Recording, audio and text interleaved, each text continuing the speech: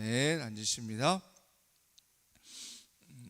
하나님이 세상을 이처럼 사랑하사 독생자를 주셨으니 이는 그를 믿는 자마다 멸망하지 않고 영생을 얻게 하려 하심이라.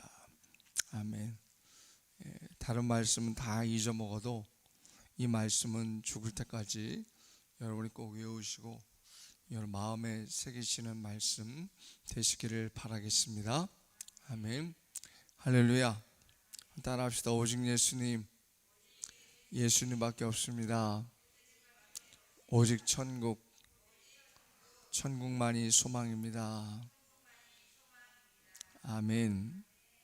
여러분 그렇게 믿고 살아가시죠? 우리를 향한 하나님의 구원 교회 말씀을 나누길 원하는데, 지난주에 제가 설교하러 딱 이렇게 들어섰을 때 좀 기운이 없었어요. 별로 이제 힘이 좀 없었고, 근데 설교하면서 또 힘도 나고 또 하나님이 도와주셔서 무사하게 은혜롭게 마쳤는데, 집에 들어가서 저희 어머니한테 이제 안부 전화끔 했는데, 어머니 첫 소리가 뭐냐면 얼굴 표정이 안 좋더라는 거예요. 설교할 때. 그리고 뭐가 좀 문제가 있나, 뭐가 또 안 좋은 일이 있나. 저밖에 몰랐거든요. 아내한테도 전혀 얘기도 안 했고, 여러분도 모르셨잖아요. 야, 근데 어머니는 금방 캐치하시더라고. 어디 안 좋으냐, 또 어디 뭐 또 아픈 데가 또 도진가 아닌가 그래서 설교 들으면 조마조마하셨대요. 또 그런 게 아닌가. 근데 그럴 때가 있어요. 제가 가끔씩 컨디션이 팍 이렇게 갑자기 그냥 나도 모르게 떨어지는 때가 있는데, 아내도 모르고 여러분들 아무도 몰랐는데, 야, 어머니는 아주 기가 막히게 아시더라고. 왜 그럴까요, 여러분? 참 신기하죠, 그죠? 어머니기 때문에 그래요. 어머니기 때문에 그래요. 여러분 오늘 도쿄올림픽 폐막식인데, 여서정 도마 있었잖아요. 저는 못 봤어요. 못 보고 나중에 기사 동영상 좀 봤는데, 아버지가 여홍철이잖아요.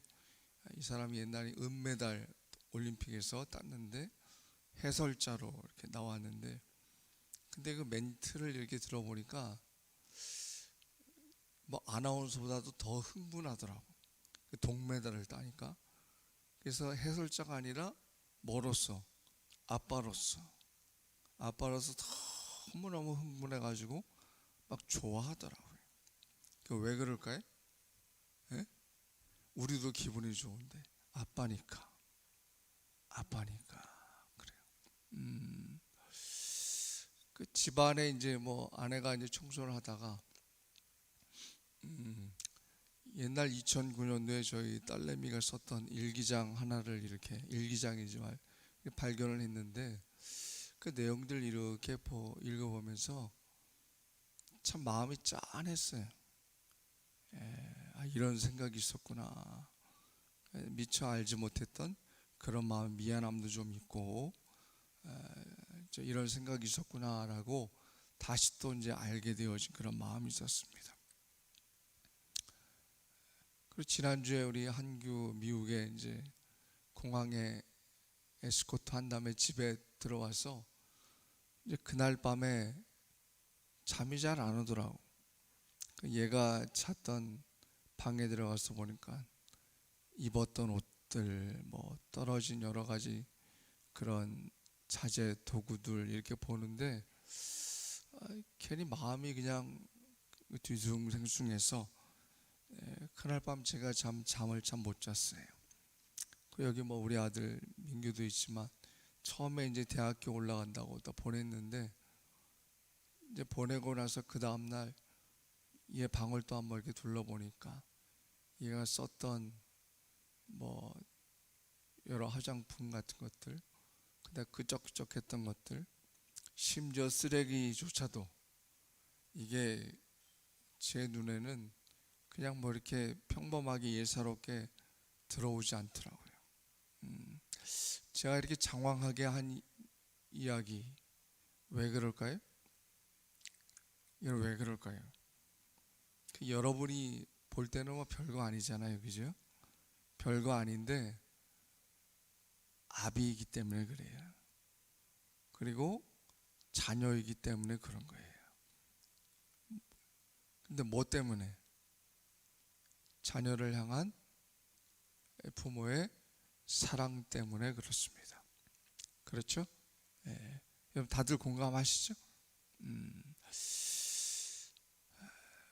왜 이런 말씀을 드리는가 하면 오늘 요한복음 3장 16절의 말씀은 이런 부모의 사랑을 뛰어넘는 하나님의 사랑을 우리에게 보여주고 있는 말씀입니다. 요한복음을 기록한 이 요한은 요한복음에서 예수님의 사랑받는 제자라고 설명을 하고 있어요. 정말 예수님의 사랑을 많이 받았죠. 그리고 오늘 우리가 같이 읽었던 구절은 누구나 다 아는 요한복음의 핵심 구절입니다. 인간의 구원에 관하여서 필수 요절 중에 하나입니다. 이 말씀을 이렇게 보다 보면 저도 뭐 수없이 읽었던 말씀이지만 하나님이 우리를 향한 구원의 계획을 확인할 수 있는 그런 말씀입니다. 이런 우리를 향한 하나님의 구원의 계획 첫 번째는 뭐냐면 하나님이 우리를 사랑하신다라는 거예요. 사랑하신다라는 거예요. 응? 여러분 따라합시다. 하나님이 나를 사랑하신다. 여러분 느끼세요? 여러분 입술로만의 고백이 아니라 정말 느끼세요? 예? 여러분 그 사랑이 어떻게 나타나냐면 하나밖에 없는 독생자 예수 그리스도를 우리에게 보내주셨다라는 거예요. 응?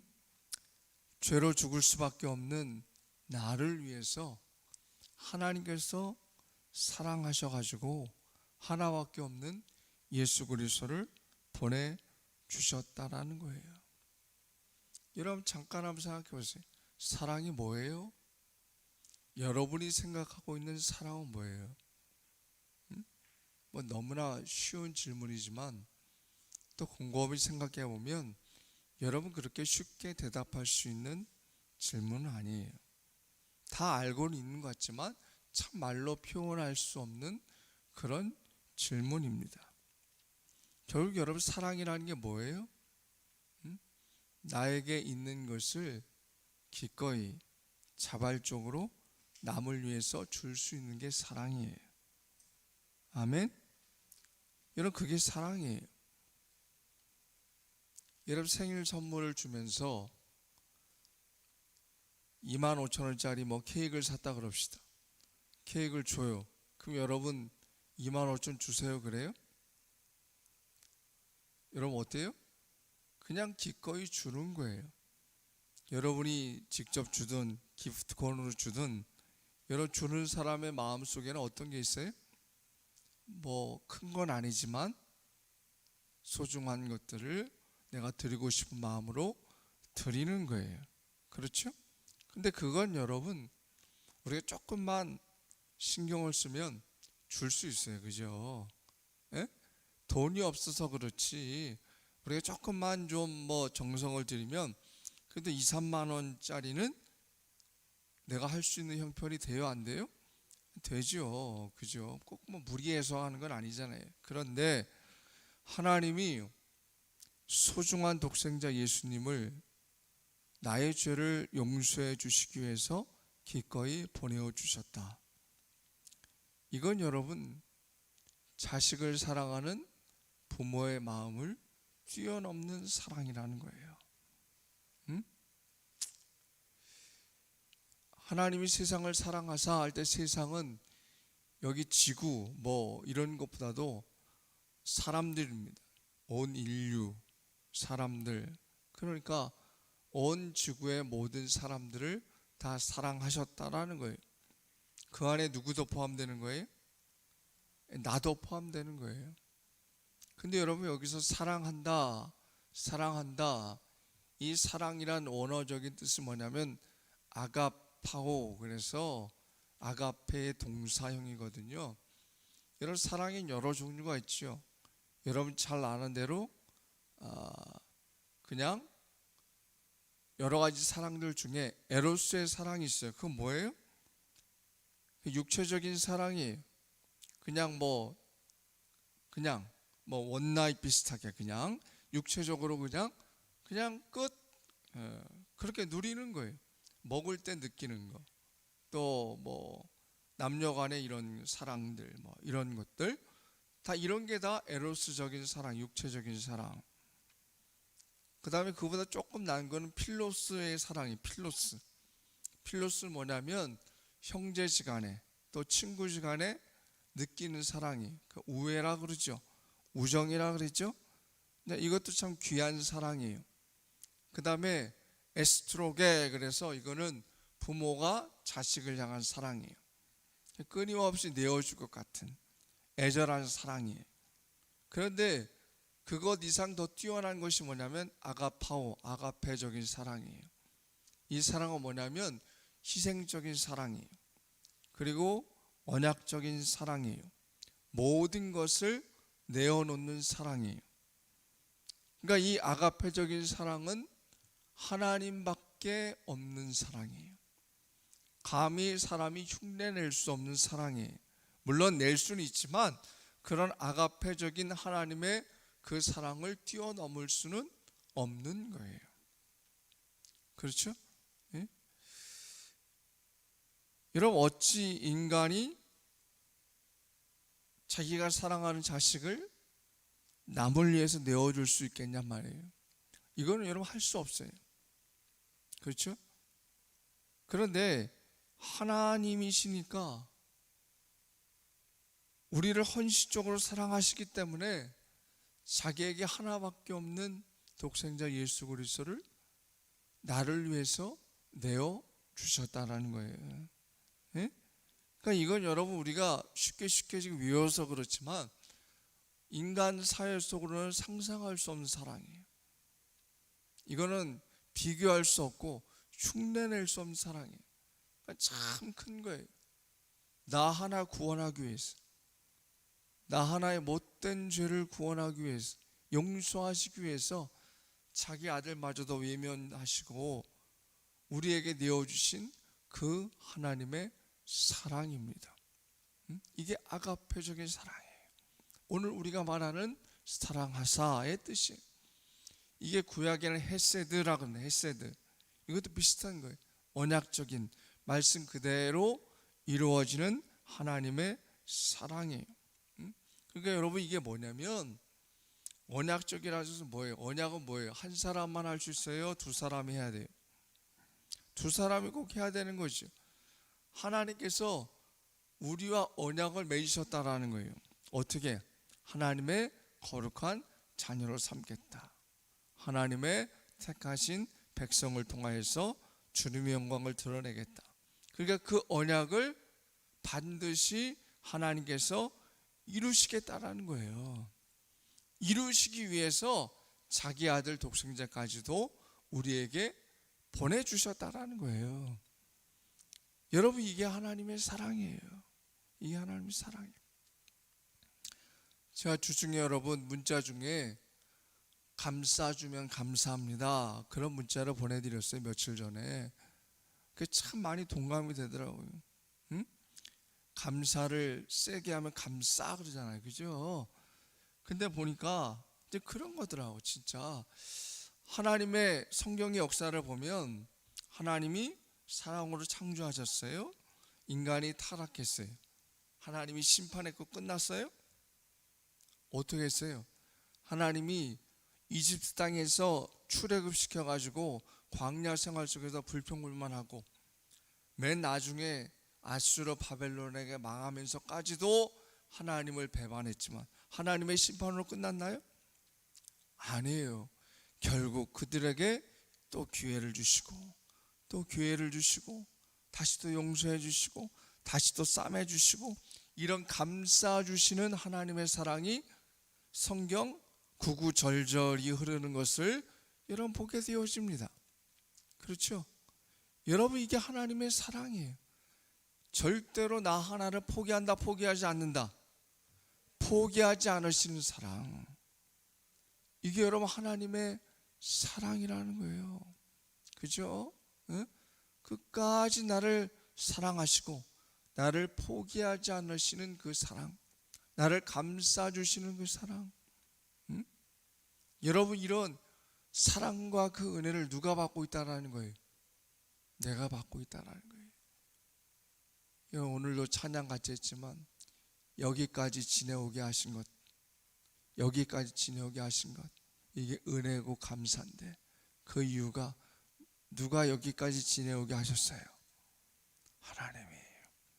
여러분, 곰곰이 생각해 보면 지금 여기까지 지내오게 하신 것, 가만히 돌이켜 보면 하나님이 여러분의 인생 가운데 개입하지 않으셨다라면 내가 어떻게 여기까지 왔을까? 할렐루야. 여러분, 우리는 그런 은혜를 힘입었고 그런 사랑받기에 충분한 존재로 지금까지 여기까지 왔다라는 거예요. 응? 이게 나를 향한 하나님의 구원 계획입니다. 성경에 보면 하나님의 사랑하심이 얼마나 많이 나타나는지 몰라요. 오늘 설교 요약에 몇 구절 적어놨지만 대표적인 거 보세요. 자, 요한일서 4장 10절 한번 읽어보겠습니다. 시작. 사랑은 여기 있으니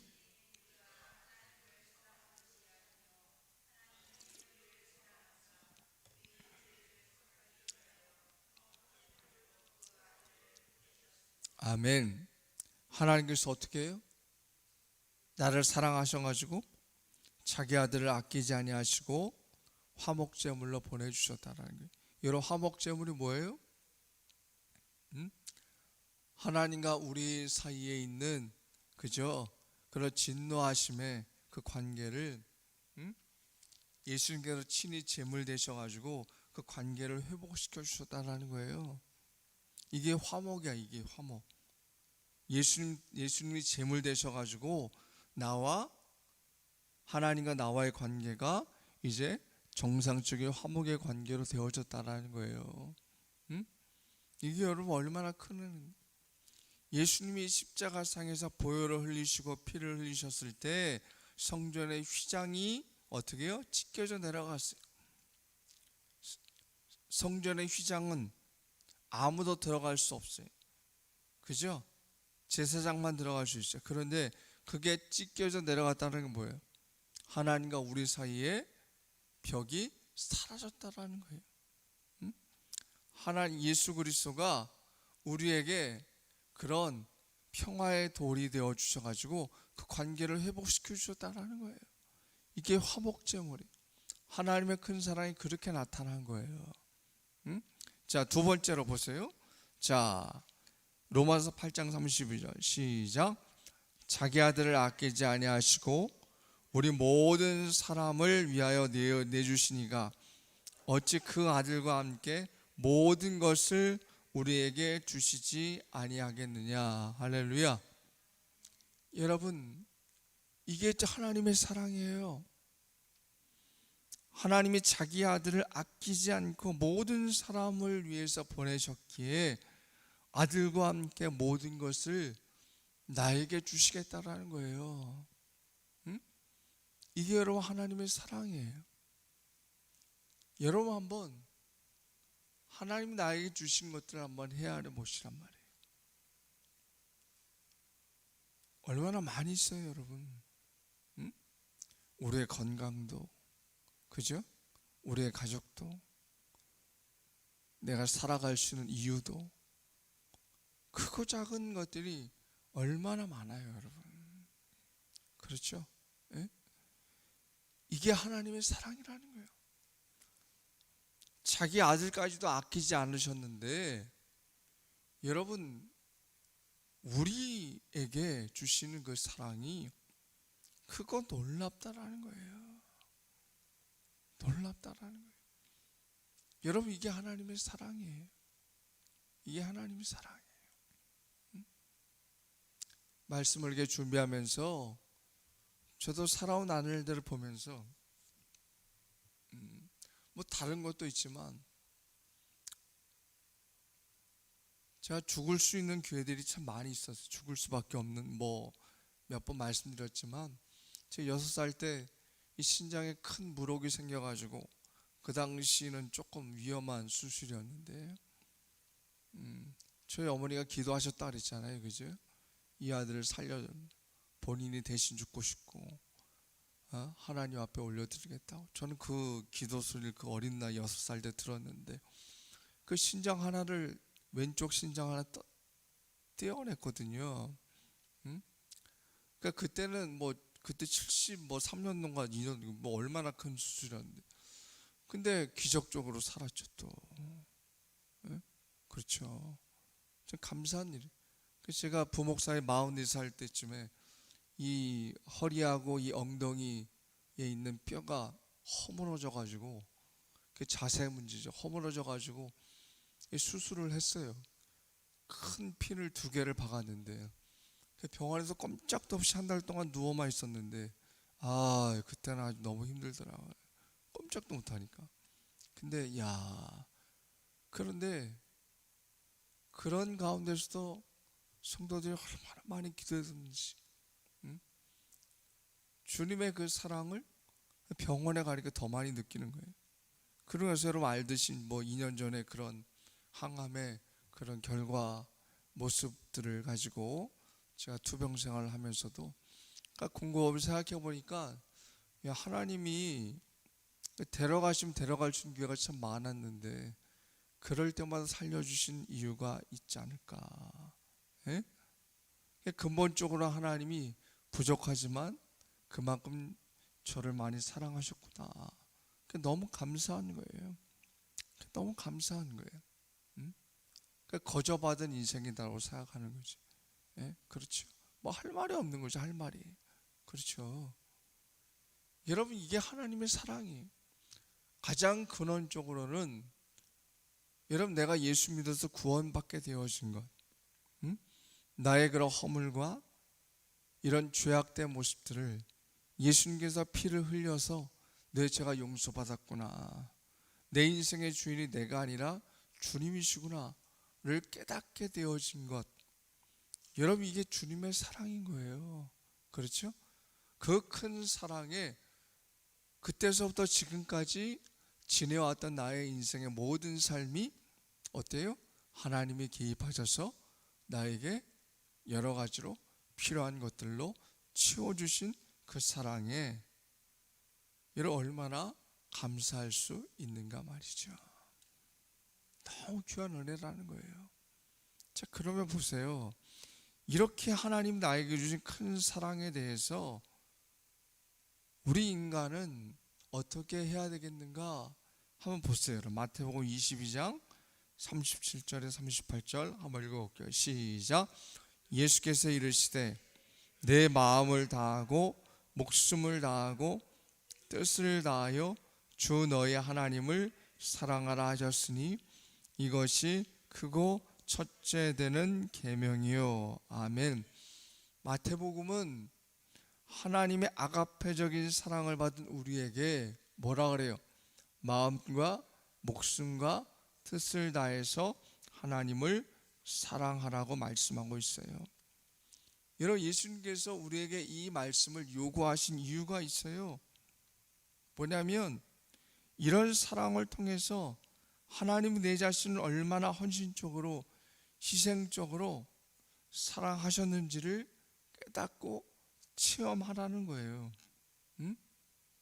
뭐냐면 거꾸로 정말로 하나님께서 마음을 다하고 목숨을 다하고 뜻을 다해서 우리를 사랑하셨기 때문에 독생자 예수님을 우리에게 주셨다는 거예요.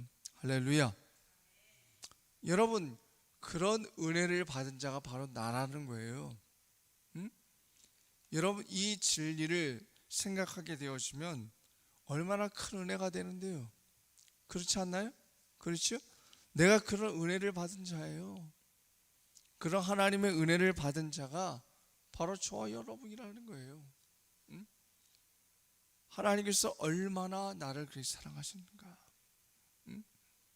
옛날에도 말씀드렸지만 이 지구상에 나 혼자밖에 없다 할지라도 하나님은 나를 사랑하셔가지고 독생자 예수 그리스도를 나를 위해 보내주셨을 거라는 거예요. 이게 하나님의 사랑이라는 거예요. 그렇죠? 네? 이게 얼마나 큰 건데. 마지막으로 왕이 존경하는 어느 신하와의 대화인데 제가 보면서 참 그렇구나 그런 생각이 들었어요. 어떤 왕이 자기가 매우 존중하게 여기는 심지어 정말 존경까지 하게 되어지는 신하가 있었어요. 지혜로운 신하가 하나 있었어요.